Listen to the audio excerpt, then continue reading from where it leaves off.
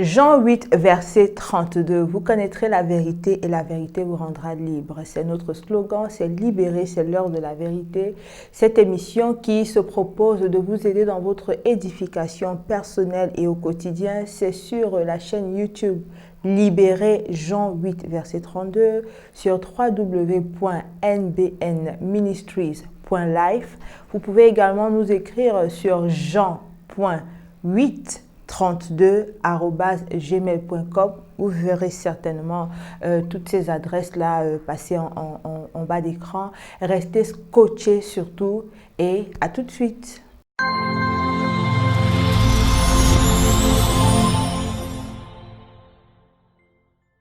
Bonjour et bienvenue. Bonjour Blandine. Le frère Godwin, qui est juriste de formation, qui est directeur exécutif au Centre de documentation et de formation sur les droits de l'homme. Et nous sommes toujours au Togo. Ouais.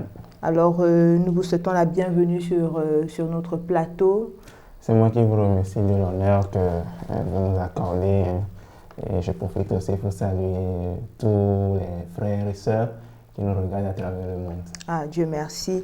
Je sais qu'ils sont certainement scotchés et qu'ils vont recommander notre page à plusieurs autres personnes. Alors aujourd'hui, nous allons parler de chrétiens dans la société. J'ai dit que vous étiez juriste de formation, vous êtes aussi chrétien, donc enfant de Dieu et tout. Nous allons essayer de parler un peu de comment est-ce que le chrétien devrait se comporter dans la société, de la place qu'il doit occuper dans la société. Et nous partons du contexte que nous connaissons tous. La Bible nous dit que nous sommes dans le monde, mais nous ne sommes pas du monde.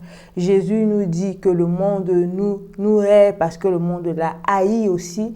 Alors, comment se comporter? Est-ce que le chrétien a véritablement place au sein de la société, dans le monde, ou alors il se prépare simplement à aller, à transiter vers les lieux élevés, là il va adorer pour l'éternité? Ouais, je pense que le sujet, comme vous l'avez dit en introduction, est un sujet qui tout le temps est d'actualité. C'est un sujet assez délicat et dont il faut forcément traiter parce que c'est déterminant aussi pour l'édification du chrétien, comme on l'a dit. Et ce contraste même qui lance le débat, moi, je voulais peut-être le placer sous deux angles, apprécier deux pensées que nous tirons de la Bible, mais qui nous donnent l'impression peut-être d'avoir un paradoxe. Quand nous lisons dans 1 Pierre 2, le verset 11, la Bible dit, comme vous l'avez tout à l'heure évoqué, que bien-aimés, je vous exhorte comme étrangers et voyageurs sur la terre à vous abstenir des convoitises charnelles qui font la guerre à notre âme. La Bible insistait sur le fait que nous sommes des étrangers et des voyageurs sur la terre.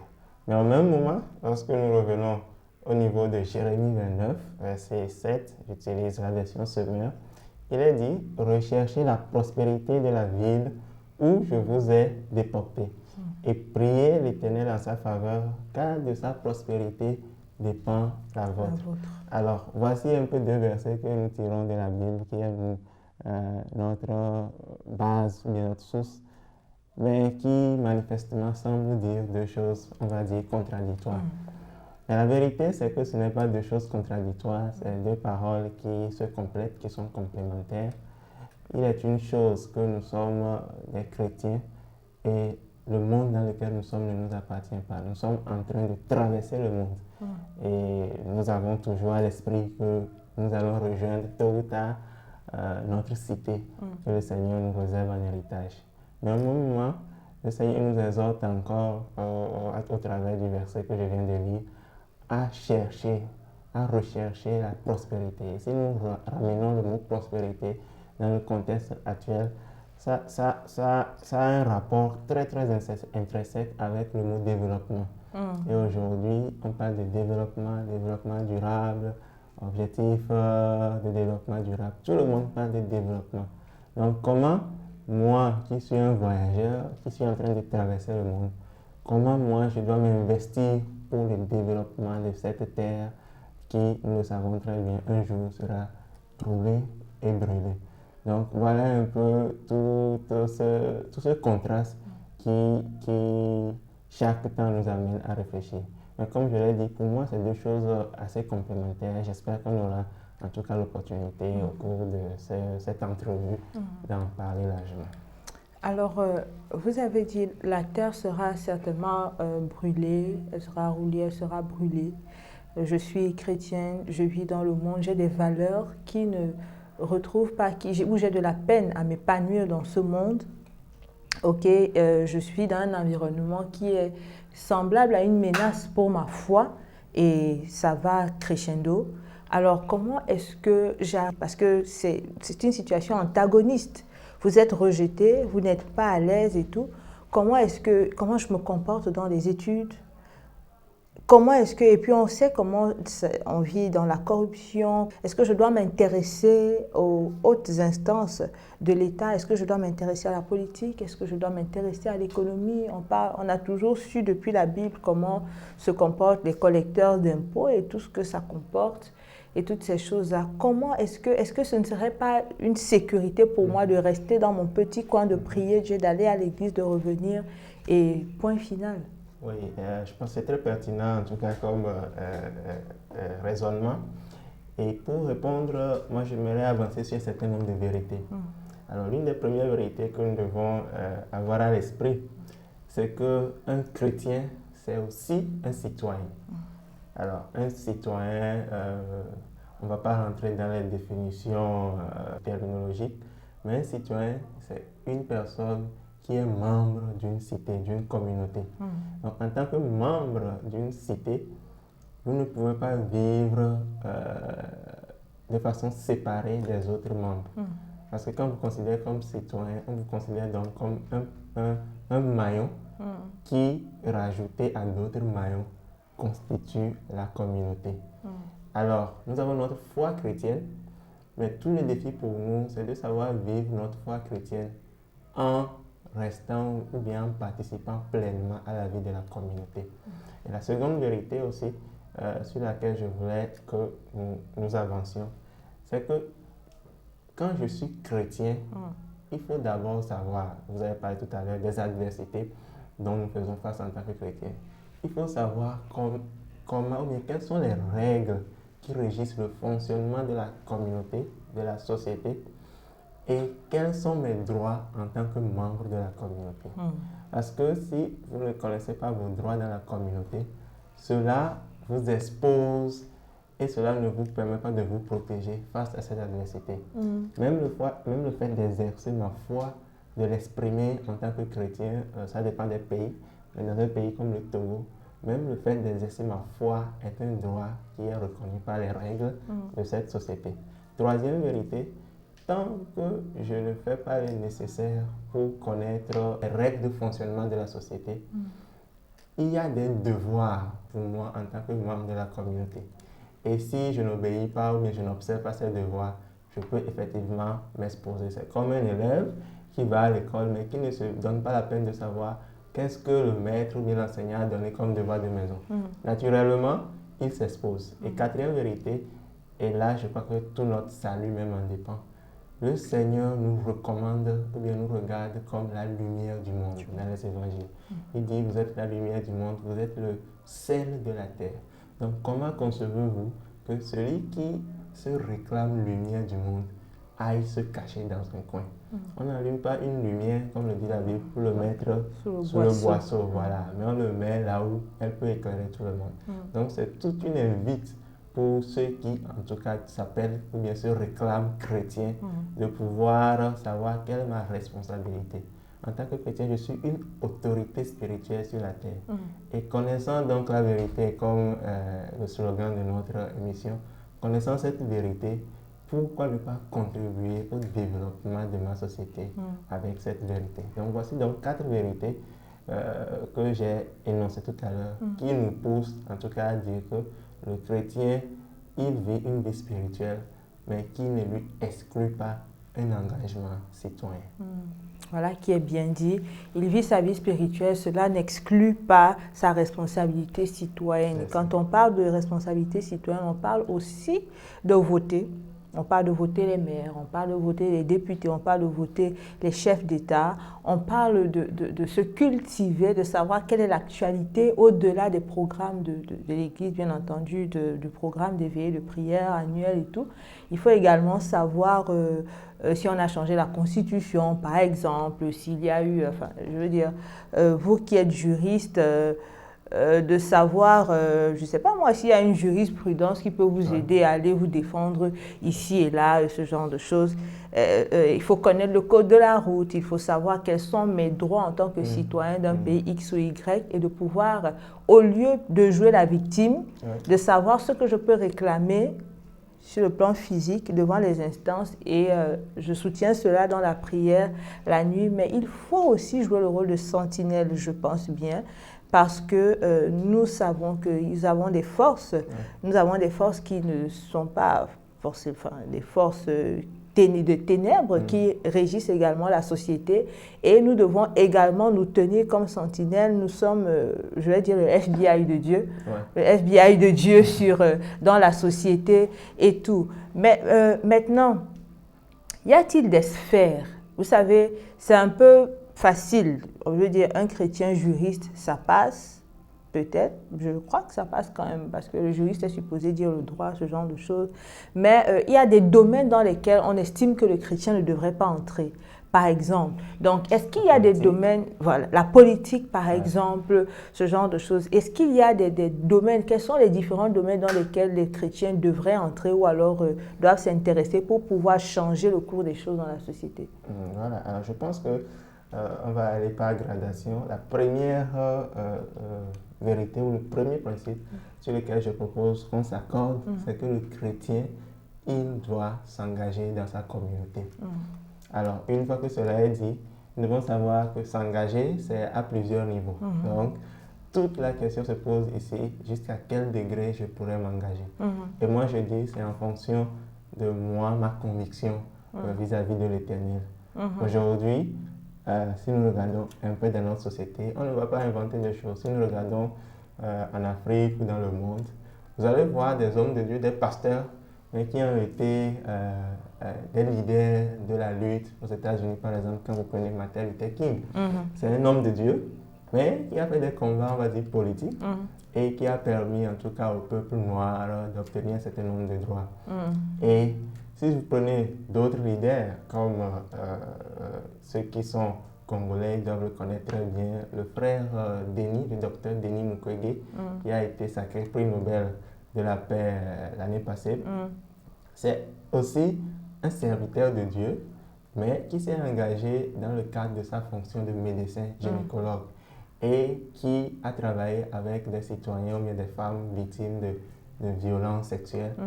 Et c'est comme ça qu'il a pu s'engager. Donc, il y a plusieurs niveaux d'engagement. Si je reviens directement à la question, est-ce que le chrétien peut faire des activités comme la politique? Tout dépend en tout cas de la définition que nous donnons au mot politique. Sachant que la première définition de politique, c'est gérer les affaires de la communauté ou bien de la cité. Et quand nous définissons politique comme ça, il est de mon droit en tant que membre de la communauté de m'impliquer dans les affaires de la cité. Et je vais vous donner un exemple de la Bible, l'exemple de Néhémie. Dans le cadre de mon travail, nous accompagnons depuis un certain moment un certain nombre de leaders religieux sur la question de l'engagement dans la communauté. Et plusieurs fois, nous sommes revenus sur le modèle de Néhémie dans la Bible. La Bible dit que lorsque les murailles de Jérusalem étaient à terre, Néhémie a pris sur lui la responsabilité d'aller sous un mandat que l'Éternel lui-même lui a donné, d'aller construire ces murailles. Et il a dit aussi que dans l'administration de cette tâche, certains responsables, certaines autorités qui ont été mis devant les travaux ont commencé par faire ce qu'on appelle aujourd'hui des malversations financières, etc. Mais Néhémie, en tant que chrétien, n'a pas manqué une seule seconde à interpeller ces autorités, à leur dire, vous ne gérez pas bien les choses, ce que vous faites, ce n'est pas bien. Qu'est-ce que je voulais dire par là? Ça veut dire que moi, en tant que chrétien, en tant qu'autorité spirituelle, j'ai ce mandat de la part de l'Éternel d'inviter les autorités à pratiquer la justice de Dieu, à pratiquer l'égalité entre les hommes. Dieu dit qu'il ne reconnaît plus de maître ni d'esclave. Chez lui, il voit tout le monde sur le même pied d'égalité, il ne fait pas acception de personne. Donc moi qui connais cette vérité, si c'est à travers un engagement, on va dire, un peu plus poussé dans la cité, que je dois interpeller les autorités, je peux le faire.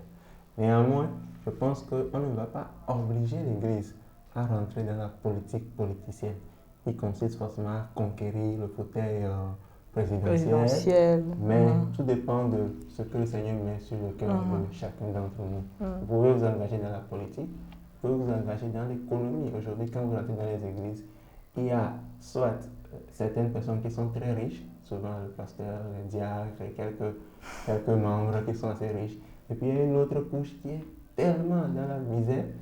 Et on se demande pourquoi l'Église n'investit pas, pourquoi on n'investit pas dans des programmes d'entrepreneuriat, pour que ces autres aussi qui sont vraiment dans une situation assez délicate, pour qu'eux aussi puissent se prendre en charge. Donc pour moi, il y a plusieurs domaines en tout cas où les chrétiens doivent s'investir pour le développement de la communauté.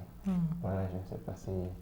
Oui, effectivement, tel que vous le dites, et je le redis d'ailleurs, c'est très bien dit, c'est pour pouvoir emmener les frères en Christ de toutes les communautés possibles, dans tous les pays, de devoir à un éveil de conscience, parce que si le gouvernement de Dieu doit venir sur terre, si la justice de Dieu doit être manifestée sur terre, c'est au travers de nous. Et le combat entre le royaume des ténèbres et le royaume de Dieu, il faut qu'il y ait des personnes qui soient sur le front.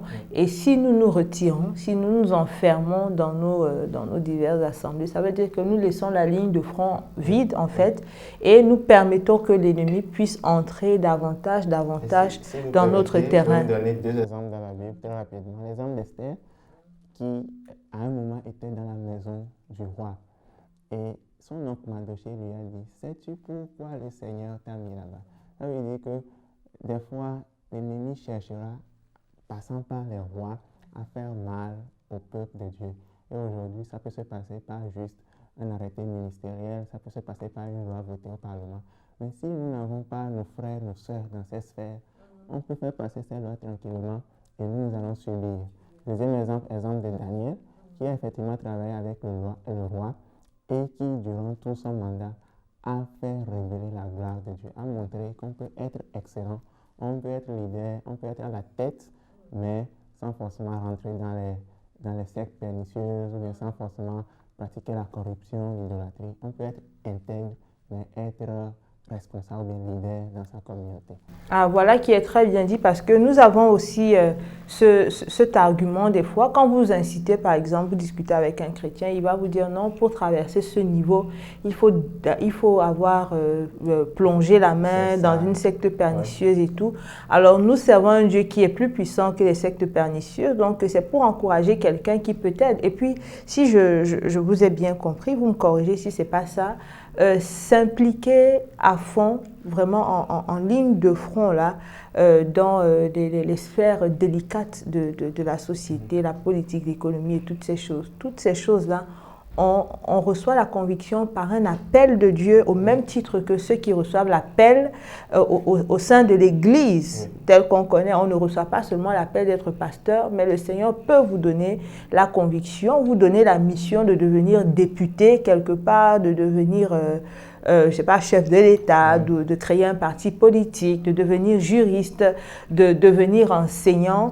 Et toutes ces choses parce qu'il veut que vous jouiez un rôle à cet endroit-là. Donc, il n'y a pas de raison, ou alors à la limite, on dirait même que ce serait péché.